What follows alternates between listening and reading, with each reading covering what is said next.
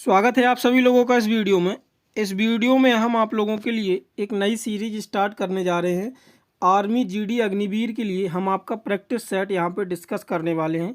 यहाँ पे हम टोटल 20 एक्सपेक्टेड प्रैक्टिस सेट को डिस्कस करेंगे जो आपके एग्जाम्स के लिए बहुत ही महत्वपूर्ण होंगे। आप लोगों को बता दें, आपका जो जीके जीएस का सिलेबस है यानी कि जनरल नॉलेज और जनरल साइंस का, यहाँ पे 15 जीके के क्वेश्चंस आते हैं और 15 क्वेश्चंस जो हैं आपके साइंस के आते हैं।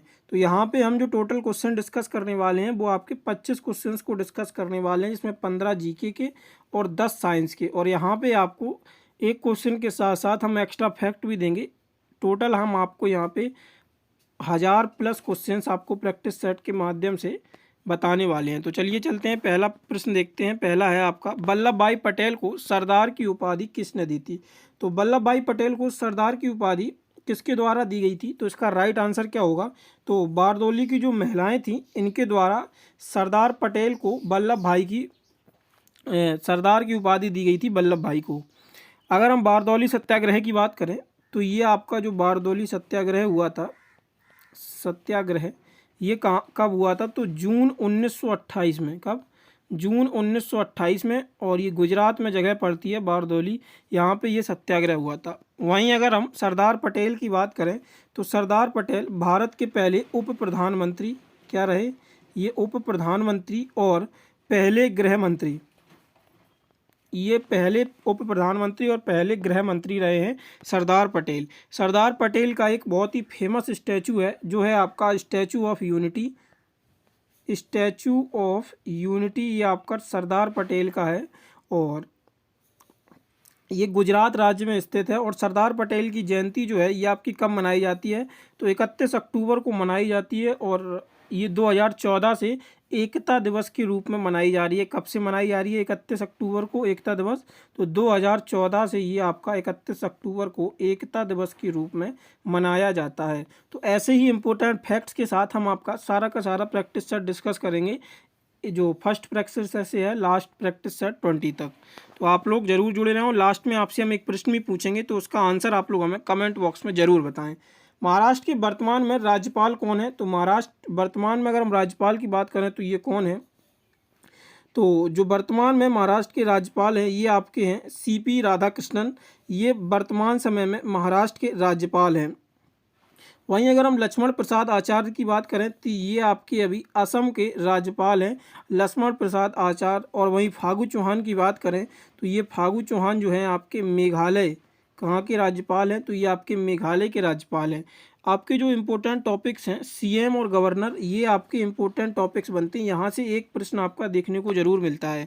वहीं अगर हम आगे बात करें तो यूपी के राज्यपाल की बात करें तो यूपी के राज्यपाल कौन है? तो आनंदीबेन पटेल जो हैं, आनंदीबेन पटेल ये आपकी यूपी की राज्यपाल है। और CM योगी जो है CM हैं आपके। वहीं बिहार की बात करें तो बिहार के राज्यपाल कौन हैं? तो बिहार के जो राज्यपाल हैं ये आपके हैं आरिफ मोहम्मद खान। आरिफ मोहम्मद खान ये आपके बिहार के राज्यपाल हैं। वहीं जम्मू कश्मीर, ये आपका मोस्ट इम्पोर्टेंट होगा जम्मू कश्मीर का। जम्मू कश्मीर के लेफ्टिनेंट गवर्नर कौन है? तो मनोज सिन्हा। कौन है? मनोज सिन्हा जो हैं आपके जम्मू कश्मीर के लेफ्टिनेंट गवर्नर हैं। और जम्मू कश्मीर के CM कौन है? तो उमर अब्दुल्ला, जो कि फारूक अब्दुल्ला के बेटे हैं। ये अभी वर्तमान में जम्मू कश्मीर के CM हैं। अगला प्रश्न आता है, भारतीय संविधान का अनुच्छेद 17 से संबंधित है। तो अनुच्छेद 17 जो है ये भारतीय संविधान का, ये किससे संबंधित है? तो इसका राइट आंसर क्या होगा? तो इसका राइट आंसर होगा अस्पृश्यता के उन्मूलन से अनुच्छेद 17 आपका संबंधित है। वहीं इसमें हम आपके इम्पोर्टेंट आर्टिकल की बात करें, जीवन और व्यक्तिगत स्वतंत्रता की सुरक्षा जो है ये आपकी किस आर्टिकल में दी गई है? तो आर्टिकल 21 में दी गई है। उपाधियों का उन्मूलन ये किस आर्टिकल में दिया गया है? तो आर्टिकल 18 में उपाधियों का उन्मूलन दिया गया है। शिक्षा का अधिकार ये आपका इम्पोर्टेंट आर्टिकल होता है जो कि 21A के तहत जोड़ा गया था। शिक्षा का अधिकार, इसमें कहा गया था 6 से 14 वर्ष के बच्चों के लिए निःशुल्क शिक्षा अनिवार्य है। और इस आर्टिकल को जो है ये आपका 86वें संविधान संशोधन से जोड़ा गया था। और ये जो आर्टिकल 21A है 2010 से लागू हुआ था। वहीं इसमें कुछ और इम्पोर्टेंट आर्टिकल आते हैं तो आपको हम बता दें। तो आर्टिकल जो है वो समानता, कानून के समक्ष समानता। आर्टिकल 14 आपका कानून के समक्ष समानता बताता है। वहीं आपका आर्टिकल 23 और 24 इम्पोर्टेंट हो जाता है। आर्टिकल 23 में क्या कहा गया है, तो जो मानव तस्करी और जबरन श्रम है इस पर निषेध है आर्टिकल 23 के अकॉर्डिंग। और आर्टिकल 24 में क्या बताया गया है, कारखानों में 14 वर्ष से बच्चों से काम नहीं कराना चाहिए, मतलब 14 वर्ष से कम बच्चे कारखानों या जो खतरनाक कारखाने हैं उनमें निषेध हैं। तो ये आपको आर्टिकल याद रखनी है। ऐसे ही हम आपका धीरे धीरे लास्ट प्रैक्टिस सेट सारे जितने भी इंपॉर्टेंट आर्टिकल बनेंगे वो हम कवर करा देंगे आपको। अगला प्रश्न देखते हैं। अगला प्रश्न है, हड़प्पा कालीन शहर कालीबंग किस राज्य कहाँ स्थित है। तो कालीबंगन ये आपका किस राज्य में स्थित है, तो इसकी अगर हम बात करें तो ये आपका जो स्थित है ये राजस्थान में आपका स्थित है। वहीं अगर हम पाकिस्तान में बात करें तो पाकिस्तान में ये आपका चुनहुदड़ो कौन सा है, जो चुनहुदड़ो स्थल है ये आपका पाकिस्तान में स्थित है। वहीं अगर हम हरियाणा की बात करें तो हरियाणा में बनावली स्थित है। कौन सा, बनावली हरियाणा में स्थित है। और गुजरात में आपका लोथल स्थित है। गुजरात में कौन सा स्थित है, तो जो गुजरात में है आपका वो आपका लोथल स्थित है गुजरात में।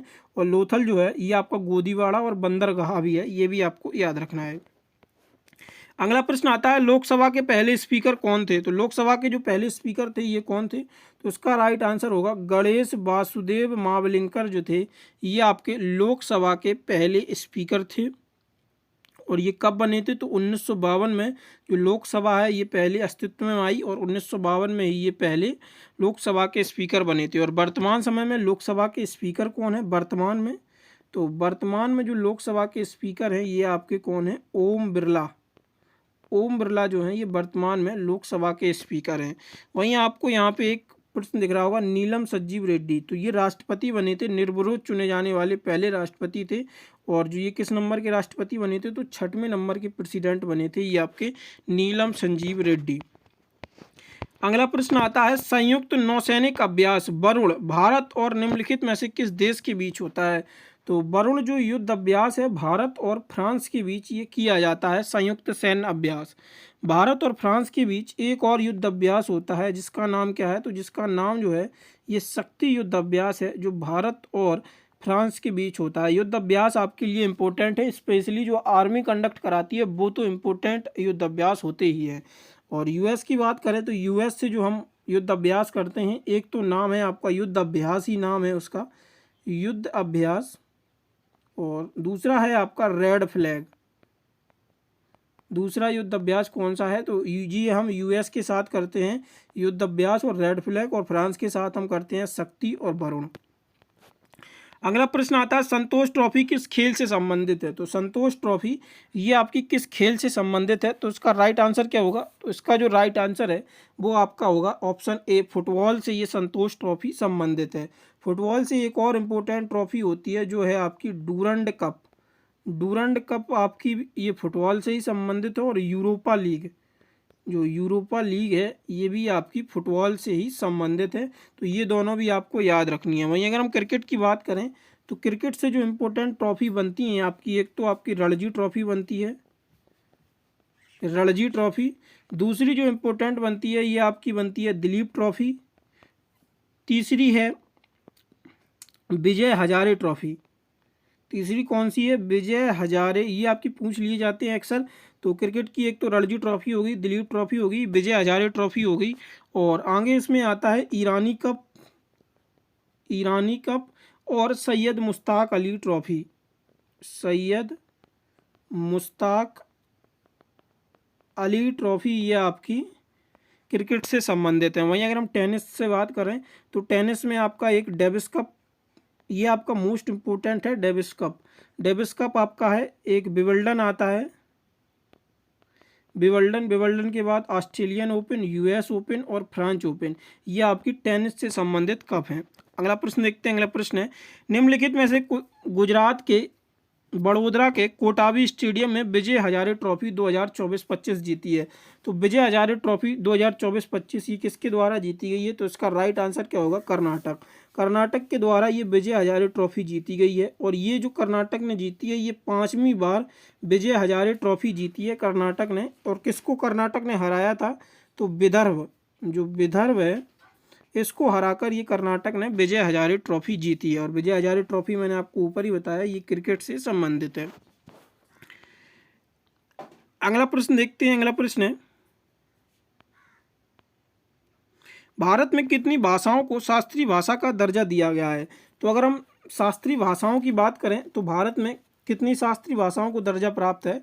तो अब ये 11 शास्त्रीय भाषाओं को दर्जा प्राप्त है, लेकिन 2024 से पहले आपकी जो शास्त्रीय भाषाएं हुआ करती थी ये 6 शास्त्रीय भाषाएं हुआ करती थी, लेकिन 2024 में आपकी जो शास्त्रीय भाषाएं जोड़ी गई ये 5 शास्त्रीय भाषाएं जोड़ी गई, जो अब वर्तमान में 11 हो गई। तो 5 में कौन कौन सी जोड़ी गई? एक तो आपकी मराठी जोड़ी गई थी, मराठी के साथ पाली जोड़ी गई थी, पाली के बाद प्राकृतिक और इसके बाद असमिया और बंगाली।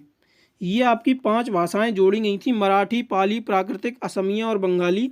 ये 5 भाषाएं 2024 में जोड़ी गई, और 2024 से पहले जो आपकी 6 शास्त्रीय भाषाएं हुआ करती थी वो तमिल, संस्कृत, तेलुगु, कन्नड़, मलयालम और एक आपका है उड़ीसी। ये आपकी 6 भाषाएं पहले हुआ करती, तो वर्तमान समय में अब 11 भाषाएं हो गई हैं लेटेस्ट के हिसाब से।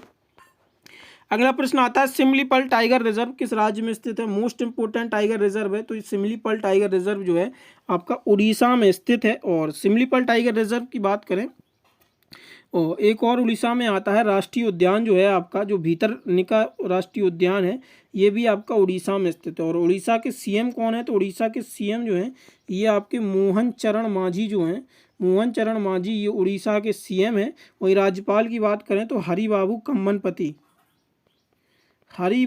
कम्मनपति जो हैं ये आपके उड़ीसा के राज्यपाल हैं। ये राज्यपाल सीएम हम आपको धीरे धीरे पूरा कवर करा देंगे, और जितने भी टाइगर रिजर्व वगैरह हैं ये भी आप लोग देख लीजिएगा। और बाकी ये जो पीडीएफ है हम वीडियो का हम आपको टेलीग्राम पे प्रोवाइड करा देंगे। भारत का पहला गवर्नर जनरल कौन था? तो भारत के पहले गवर्नर जनरल की बात करें तो ये कौन था? तो विलियम बेंटिक जो था ये भारत का पहला गवर्नर जनरल था। और बंगाल के पहले गवर्नर जनरल कौन थे? तो वॉरेन हेस्टिंग थे, ये आपके बंगाल के पहले गवर्नर जनरल थे। और कैनिंग ये आपका कौन था? तो कैनिंग जो था भारत के पहले वायसराय थे, कैनिंग। अगला प्रश्न देखते हैं, तो यूथोंग घाटी है वो निम्नलिखित में से किस राज्य में स्थित है? तो इसका राइट आंसर क्या होगा? तो इसका राइट आंसर जो है वो आपका है सिक्किम। ये सिक्किम में आपकी यूथोंग घाटी स्थित है। वहीं जम्मू कश्मीर की अगर हम बात करें तो जम्मू कश्मीर आप लोग देख लीजिएगा, जम्मू कश्मीर में आपकी इंपॉर्टेंट पड़ती है, एक तो पुंछ घाटी हो गई, गुलमर्ग घाटी हो गई आपकी, और जो नुब्रा घाटी है ये भी आपकी जम्मू कश्मीर में स्थित है।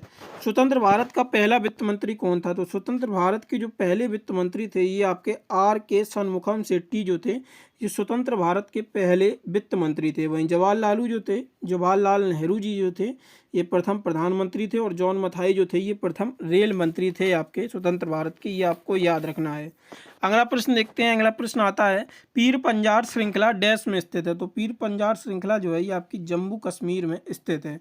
वहीं उत्तराखंड में कौन सी श्रृंखला स्थित है? तो उत्तराखंड में आपको दर्रे याद रखने हैं। तो ये जो दर्रे हैं मैं आपको एक दर्रे बता देता हूँ उत्तराखंड के इंपॉर्टेंट कौन से हैं। तो माना हो गया आपका, नीति हो गया और लिपुलेख हो गया।